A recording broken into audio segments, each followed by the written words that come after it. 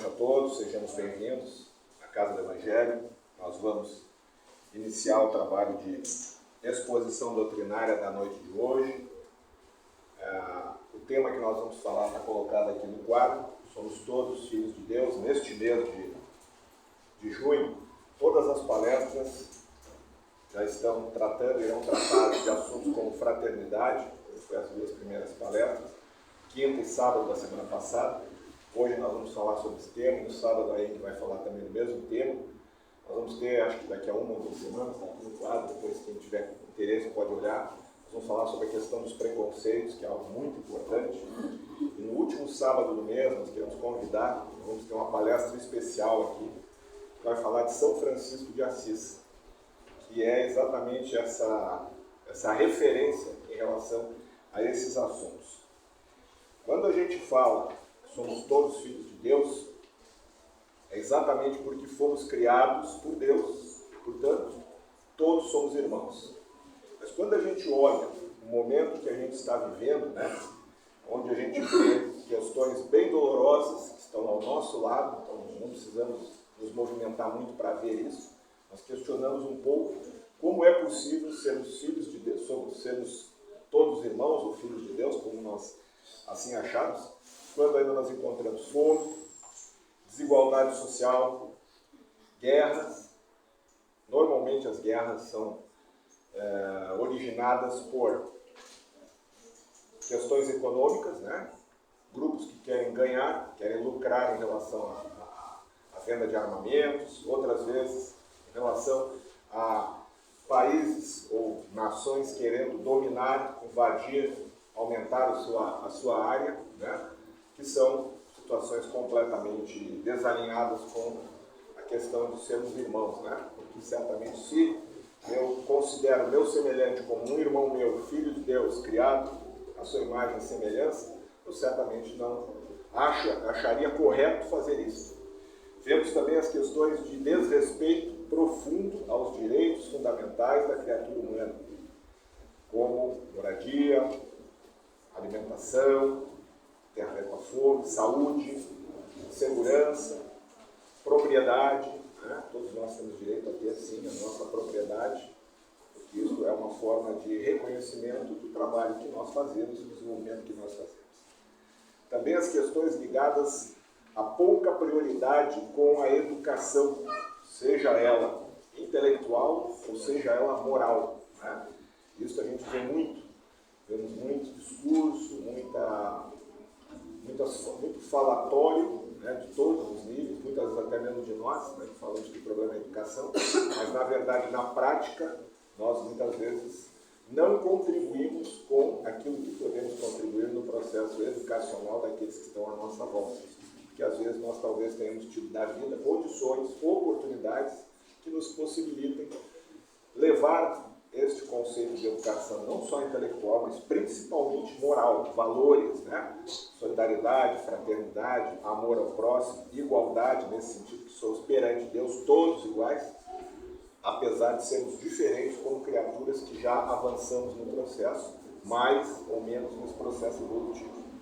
Um outro ponto que caracteriza muito esse contexto doloroso que a gente vive ainda é algo, talvez podemos dizer que é recente, e ultimamente, há pouco tempo, a gente foi impactado aqui no nosso estado naquela questão que chama-se de escravidão contemporânea. A gente, pela história e pelo estudo, sabe que a escravidão foi abolida, a abolição da escravatura no Brasil é de 1888, pela princesa Isabel.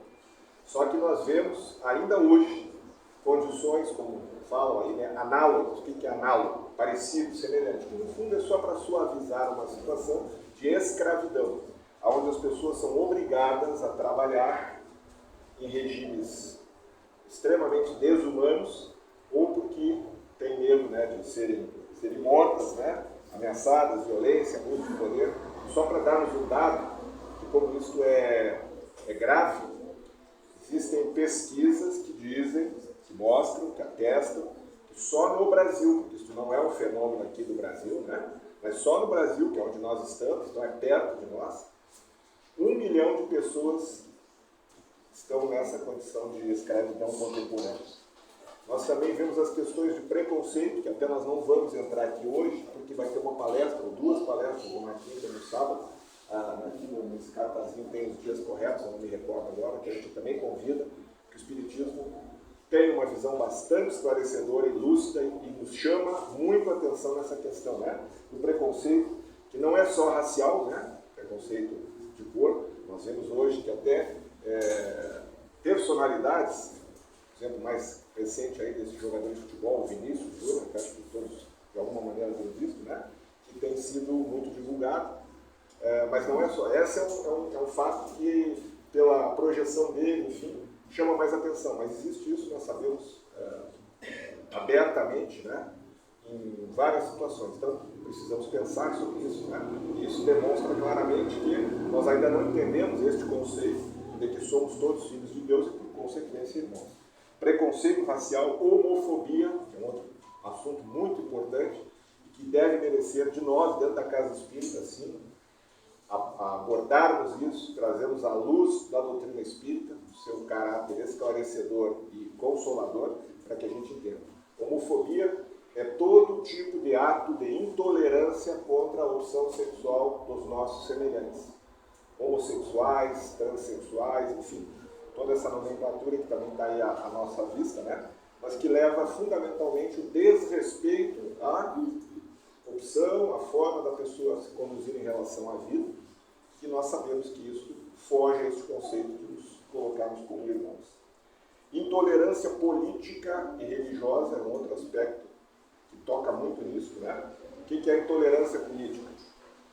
O que eu penso, os meus valores, o meu modo de enxergar a vida do ponto de vista político, seja por um partido, seja por uma forma de governo, seja por uma ideologia, esta é a certa. O que o outro pensa não me interessa e muitas vezes até eu não quero, eu não permito, ou eu vou me posicionar para que ele não se manifeste, porque ele não tem a liberdade de manifestação. E também a intolerância religiosa, que se a gente pensar bem é algo tão absurdo, né? Porque se nós acreditamos em Deus, não tem como a gente achar que o Deus do Espírita é melhor que o Deus do evangélico, ou do católico, ou do badista, ou se não for Deus, for Alá, na crença dos muçulmanos. Né? Então, essas questões é que vem abordar este tema. E aí nós ficamos pensando, puxa, se Jesus já veio, né, 2023 anos, e nos disse que nós todos somos irmãos, inclusive na oração que ele nos ensina, que é o Pai Nosso, ele começa a primeira frase do Pai Nosso, o que ele diz? Pai Nosso que estás no céu. Então, se ele está dizendo, se ele está ensinando nós orarmos desta forma, ele claramente está nos dizendo que nós somos filhos do mesmo Pai. Então, não há lógica, a não ser dentro ainda do nosso desconhecimento da lei de Deus, da vivência do amor ao próximo, da vivência da caridade, da fraternidade, que é entendermos que somos todos iguais como origem, como filhos de Deus, como criação, diferentes pela evolução que cada um adquiriu. Então, os modelos que nós temos ao longo da história da humanidade, econômicos, sociais, filosóficos, políticos, não conseguiram resolver essa questão. Isso é tão verdadeiro que a gente tem guerras, né? A gente tem toda essa realidade que a gente começou a nossa exposição. Mas e por que eles não conseguiram? Será porque eles não quiseram isso? E esses modelos, na verdade, são feitos por quem? Por nós, né? Que a gente reencarna várias e várias vezes, trafega, vive em diversas experiências, países diferentes, realidades diferentes, filosofias diferentes, e nós vamos construindo a sociedade que nós temos hoje aqui. Por que não se conseguiu vencer isso? Por uma questão muito clara e que o Espiritismo vem trazer à luz sobre isso. A questão do materialismo. Toda vez que nós entendemos que a vida acaba com a morte do corpo físico, que não tem mais nada depois disso, claramente nós vamos estimular o egoísmo, o orgulho, porque se eu nasci numa boa família, né, de uma boa origem, se eu tenho boas condições econômicas e sociais, é vantagem minha. Mas se o meu semelhante, contrariamente a isso, não teve essas mesmas condições, é problema dele. Isto é egoísmo. Né? Então, se eu tenho melhores condições, eu vou cuidar para mim e para os meus manter isso. E não me preocupo com aqueles que estão no meu círculo ou aqueles que eu tenho como conviver com eles. Então, o materialismo é sim a raiz deste contexto que a gente vive e do desconhecimento de que somos filhos de Deus. Por quê? Porque o materialista não acredita em Deus. O materialista acredita, na verdade, no acaso, nas coisas fortuitas. Fortuitas é como a gente jogar dadinho aqui e sai os números. Uma vez vai sair um tipo de sequência, outra vez outra. Isso é sorte, né? ou acaso. Ele acha que é assim que a vida se originou, que assim somos nós.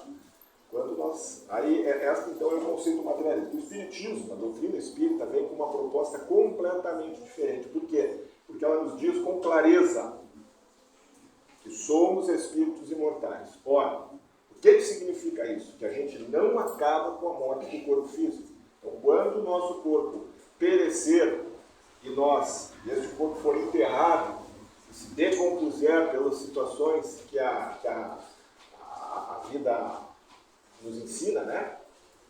A nossa consciência, a nossa inteligência, que somos nós, o espírito, né? Nossa individualidade se mantém. Ora, se nós entendemos isso, nós, por consequência, vamos entender que nós devemos ter tido alguma origem. Em algum momento nós fomos criados por alguém. A lógica da doutrina espírita diz que nós fomos criados por Deus. Deus é a inteligência suprema. Supremo quer dizer, não tem nada maior do que Deus no universo. Por isso, ele é Deus e foi o Criador. E cria inteligência suprema e Criador de todas as coisas, inclusive de nós. E mais, o Espiritismo nos fala dos atributos de Deus. Nós estivemos conversando, apresentando isso, falando isso nas palestras há uns 2 meses atrás, mais ou menos, mas está lá, quem tiver interesse, a gente sugere que leia, né? O Livro dos Espíritos fala sobre isso, o Evangelho segundo o Espiritismo fala sobre isso, e nós vamos encontrar que em determinada parte dessas obras falam dos atributos de Deus. O que é um atributo? É uma qualidade. Né? Então, a doutrina espírita apresenta-nos Deus com os seguintes atributos. Mas vejam bem, como ele é a inteligência suprema do universo, todos os atributos de Deus são no grau superlativo, são no grau máximo, são no grau de excelência. Não existe nada superior a ele nesses atributos. Quais são os atributos de Deus? E é importante nós entendermos isso, porque nós fomos criados por Deus. E aí nós vamos percebendo que esses atributos de Deus estão dentro de nós, para que nós os desenvolvamos, para que nós os extraiamos ao longo da nossa evolução. Mas nós temos, e é por isso que os Espíritos nos dizem que nós temos dentro de nós esses potenciais, essa natureza de Deus, mas que ela só vai aparecer, ela só vai eclodir pelo nosso esforço ao longo das inúmeras encarnações que nós estamos vivendo e que ainda vamos viver. Mas quais são os atributos de Deus? Sabedoria, bondade, amor, misericórdia e justiça. Então, quando nós entendemos um ser assim, e nós fomos criados por ele, nós não podemos conceber todas as questões que falamos lá no início, né? De guerra, de fome, de intolerância, de exploração do homem pelo homem. Isso são desequilíbrios, são desajustes nossos, enquanto criaturas que ainda estamos tentando entender e aprender melhor quem nós somos, conviver com os nossos semelhantes e cumprirmos o nosso destino, que é sermos perfeitos. Então, a doutrina espírita vem com este propósito, de nos mostrar, sim, que nós somos filhos de Deus, somos criados por Deus, todos nós. E olha que interessante, Deus criou-nos a todos igualmente. Por que isso? Exatamente em função dos atributos que nós falamos há pouco. Não seria justo, e nem amoroso, e nem bondoso, e nem sábio que Deus tivesse criado alguém perfeito, ou alguém com melhores condições, e outra criatura que não tivesse essas condições. Isso seria completamente injusto. Ora, então se Deus tem esses atributos, as suas criaturas e a forma como ele operou na criação seguem esses atributos. Por isso, ele nos criou a todos invariavelmente, da mesma maneira. E nos olha, e nos encara, e procura atuar na vida de cada um de nós, olhando-nos igualmente. Então ele não tem preferência por alguém que acredita nele e alguém que não acredita nele. Ele age igual. Né? Então como é que nós somos criados? Nós partimos do mesmo ponto de vista. A doutrina espírita nos ensina que Nós não fomos criados espíritos, como nós somos hoje, consciência, inteligência, pensamento contínuo e discernimento do bem e do mal. Isso nós alcançamos ao longo de uma caminhada. Nós fomos criados como um princípio inteligente. O que é um princípio inteligente? Eu não sei explicar e não vamos perder tempo nisso agora, porque isso não vai fazer muita diferença. Mas, ao longo da nossa caminhada, nós certamente vamos entender. Mas, entendendo que nós somos criados como um princípio inteligente e que nós passamos por todos os reinos da natureza. Por isso, também, o respeito à natureza, eu acabei esquecendo quando eu falei lá no início, de tantos desequilíbrios que nós temos, um deles também é a questão de não respeitarmos o meio ambiente, desrespeitarmos a natureza. Agredirmos a natureza com uma série de comportamentos, que a gente precisa repensar. Então, nós estagiamos em todos os reinos da natureza, no mineral, no vegetal, nos animais, até que nós damos o pulo, damos o salto, e chegamos à condição de espírito, que é como nós nos encontramos aqui, atualmente, onde basicamente nós temos 3 características que nos diferenciam dos animais, que é o reino imediatamente inferior ao reino que nós estamos. Quais são essas características? Nós temos um pensamento contínuo. Então nós podemos formular raciocínios como esse, por exemplo, que estamos falando, ou toda vez que a gente vai falar com alguém, a gente consegue, olha, a situação é assim, então eu vou montar essa maneira de falar e me expresso. Isso é um pensamento contínuo. No momento que eu estou enfrentando uma dificuldade, a forma como eu vou analisar aquela dificuldade e eu vou encarar aquela dificuldade é um exemplo de exercitar esse pensamento contínuo. A segunda característica é a individualidade, a consciência da individualidade. Nós somos criaturas individuais, ou seja, nós não somos grupais no sentido que nos misturamos. Não. Nosso patrimônio, que é a soma das experiências que nós já vivenciamos ao longo de todas as encarnações, em todos os reinos, mineral, vegetal, animal e agora como seres humanos, esta é a nossa, isso vamos dizer que é o nosso DNA, se pode dizer assim. Isso reflete quem nós somos, isso diz quem nós somos, a soma das nossas experiências. E a terceira característica, que é fundamental, é o livre-arbítrio. O que é o livre-arbítrio? É a capacidade de nós decidirmos, é a nossa possibilidade de decidir, de ter vontade própria, que só acontece porque a gente, com essas 2 características que falamos antes, pensamento contínuo e consciência da individualidade, nós passamos a discernir, nós temos a capacidade de discernir. O que é discernir? É entendermos em qualquer situação da vida o que nos convém e o que não nos convém. Podemos mudar isso para certo ou errado, mas aí já entra no campo às vezes meio complicado. O que nos convém e o que não nos convém? Quando a gente vai entendendo as questões do espírito mortal, estamos para progredir, que não somos matéria e que vamos continuar vivendo, que somos imortais, isso nos dá uma capacidade de escolher mais convenientemente do que aquele que acha que depois que o corpo físico morrer vai acabar tudo. Daí a visão é pontual, a visão é imediatista e as escolhas são assim também. Então, a doutrina espírita vem com esta proposta de reconstruir a sociedade a partir da transformação de cada um de nós. Não é com um modelo político, social, econômico diferente, porque se nós não mudarmos entre nós, se nós não entendermos essa realidade fundamental que somos irmãos, que fomos criados pelo mesmo Pai, não conseguiremos conviver em paz, não conseguiremos nos harmonizar. Então o Espiritismo vem nos dizer isso, que os valores que nós precisamos desenvolver em cada um de nós para alcançarmos isso e, por consequência, construir um mundo melhor, que é o desejo, a vontade, a ambição de todos nós, tenho certeza que isso compartilhamos, independente dos nossos pontos de vista, das nossas experiências, todos nós desejamos que num dia, em algum dia, nós não tenhamos mais fome no mundo, nós não tenhamos mais guerra, que as pessoas se respeitem, que nós possamos, que aqueles que têm melhor condição ajudem. Ajudar não é fazer pelo outro, mas é apoiar, promover, desenvolver, é não virar o olho para a dificuldade do semelhante, é fazer o que a gente pode fazer. Então, todos nós temos esse, acredito eu, temos esse objetivo. Todavia, isso só será possível a partir do momento que a gente tenha claro isso, que somos filhos de Deus, portanto somos irmãos. Aí nós vamos conseguir sim vivenciar a caridade como Jesus nos ensina. Lá no Livro dos Espíritos tem uma questão que Kardec pergunta aos espíritos: como, já que Jesus falou tanto na caridade, a tal ponto de dizer, fora da caridade não há salvação. Ele não falou fora do espiritismo, fora da Igreja Católica, não, ele falou fora da caridade. Isso é de uma abrangência muito maior. Ora, se Jesus nos ensina que a caridade é uma atitude fundamental para que a gente possa se salvar, o que é a salvação? É a libertação dessas questões íntimas nossas ainda negativas, do orgulho, da vaidade, do egoísmo, da prepotência, da intolerância, de todas as coisas que a gente conhece bem. Ora, isso é a salvação.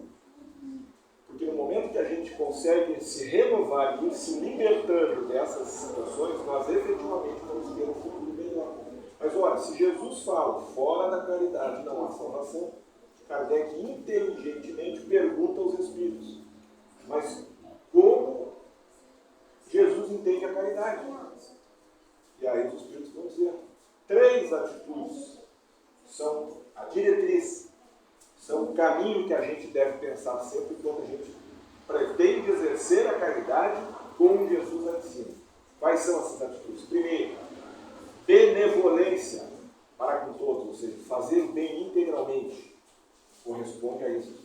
Se eu vejo todos os meus semelhantes como irmãos meus, porque fomos criados pelo mesmo Pai, eu vou procurar sempre agir do bem para com meus semelhantes, da forma que eu puder, materialmente, moralmente, emocionalmente, intelectualmente, são várias formas que a gente pode fazer o bem. Mas para fazer o bem eu tenho que ver ele como meu irmão. Então, a primeira atitude da caridade, conforme Jesus diz, fazer o bem para todos. Segundo, ser indulgente para com as imperfeições alheias. Indulgente quer dizer tolerante, aquele que consegue aceitar e entender que o outro tem pontos de vista diferentes, tem limitações que talvez eu já consegui superar, mas eu provavelmente tenho as minhas limitações e as minhas imperfeições que ele também já conseguiu superar. Então, quando eu consigo olhar isso e buscar a convivência, não é me afastando, não é excluindo, não é abandonando, não é criticando, é aceitando nesse ponto de vista, de entender que estamos numa caminhada e que algumas coisas nós já estamos um pouquinho melhor, outras coisas já estão melhor que nós. Então, entendendo que isso é um processo, vamos aceitar, vamos buscar a convivência.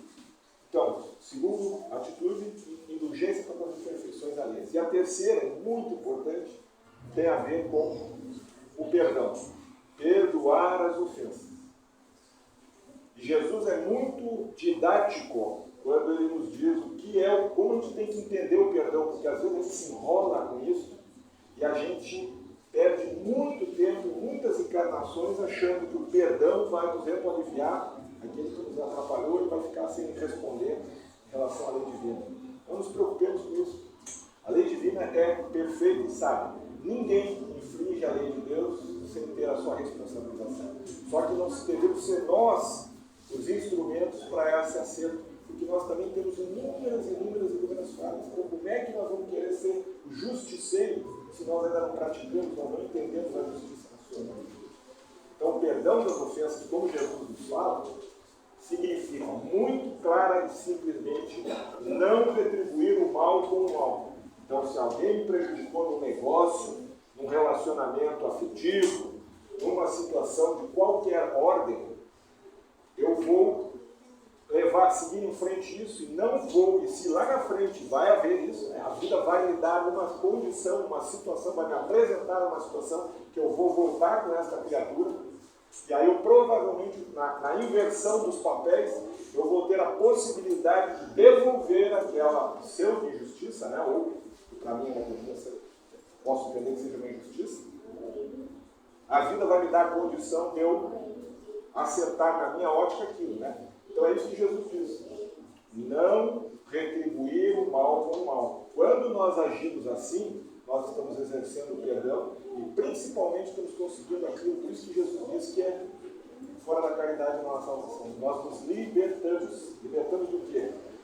Quando eu carrego uma mágoa, um melindre, uma dor por alguma coisa que alguém me fez, que não estamos dizendo que aquilo não foi doloroso, não estamos dizendo que aquilo não nos penalizou, não estamos dizendo que aquilo não nos atingiu, não é isso. Estamos dizendo, não nós, né? Jesus e o Espiritismo vem nos dizer que no momento que a gente consegue exercer o perdão desta forma, ou seja, não retribuir o mal com o mal que recebemos devolver com o mal, nós acabamos nos libertando daquele processo. É como se nós carregássemos uma pedra quente na mão, né?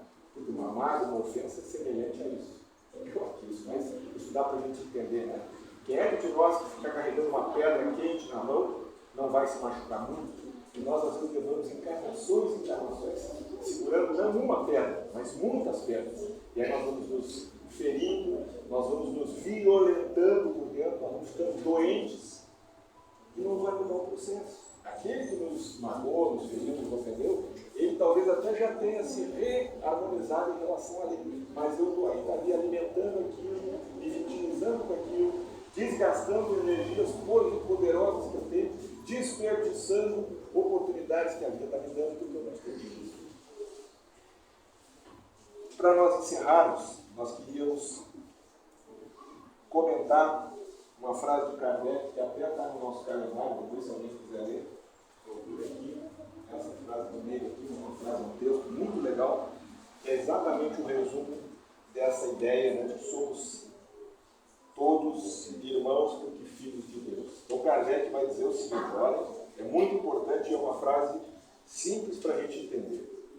Quando toda a humanidade estiver convencida, ou seja, acreditar realmente de que Deus é o mesmo para todos, de que este Deus é soberanamente justo e bom, nada de injusto pode querer.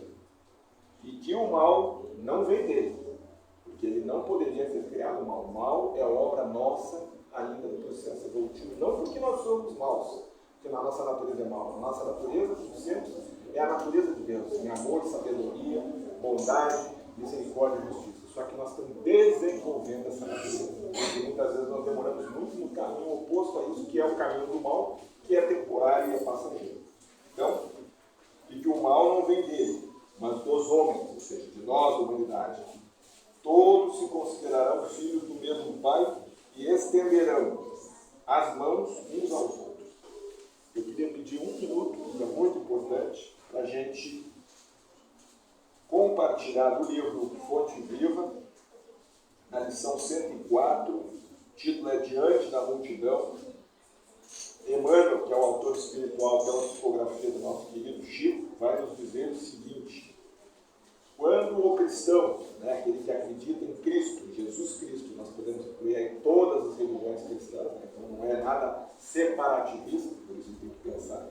Quando o cristão pronuncia as sagradas palavras Pai Nosso, está reconhecendo não somente a paternidade de Deus, ou seja, somos filhos de Deus, mas aceitando também por sua família a humanidade dele. Então que a gente possa levar essa mensagem, né, de que somos filhos do mesmo Pai, somos irmãos em humanidade. Então a gente tem que ampliar a nossa visão dos laços, né, que não são só os laços sanguíneos, que são importantes, né, mas todo aquele que está na convivência conosco é nosso irmão. E assim nós devemos olhá-lo e assim nós devemos pautar, direcionar as nossas ações, as nossas atitudes, como nós fazemos com aqueles que são do nosso sangue, né? Porque aqueles que são do nosso sangue, por isso Deus também, por inteligência, nos colocou a família como um primeiro laboratório, né? Para que a gente vá exercitando este amor. Então, é fácil a gente entender os nossos filhos, os nossos pais, as nossas esposas, os esposos, aqueles que convivem conosco, nós fazemos o melhor. Nós efetivamente exercitamos o amor dentro daquilo que a gente consegue. É esse sentimento que, quando Jesus nos diz que somos todos irmãos e filhos do mesmo Pai, nós precisamos ampliar e transcender, saindo só do nosso núcleo familiar.